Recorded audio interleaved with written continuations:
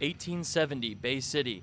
James Davidson is entering the shipbuilding business as an independent builder, starting small and eventually creating some of what the Bay City Historical Society calls the world's biggest wooden ships. Davison used Bay City to connect to the rest of the world. You go out the river, you can go into the bay, and you can pretty much go anywhere that you want to in the world from that one destination.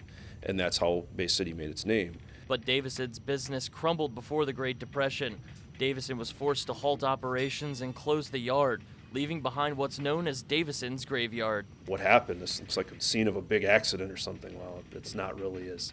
I've heard several people say it's one of the only places that you can actually see a shipwreck above ground. In the early 1900s, the ships remained untouched for the most part. People that talk about having jumped off those ships into the river, it was deeper at the time.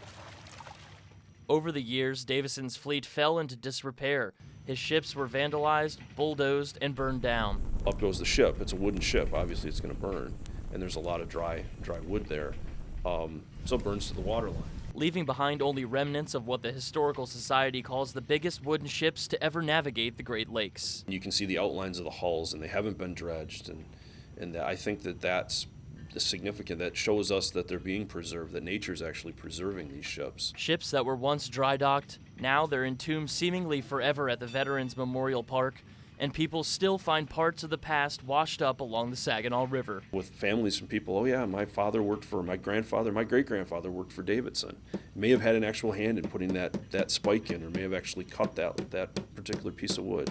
That's a really neat connection. Historian Ron Bloomfield says the cost of preserving what's left makes the relics almost impossible to move and restore. But with a changing tide, you can catch a glimpse of history along the Saginaw River in Bay City. Josh Marshall, NBC 25.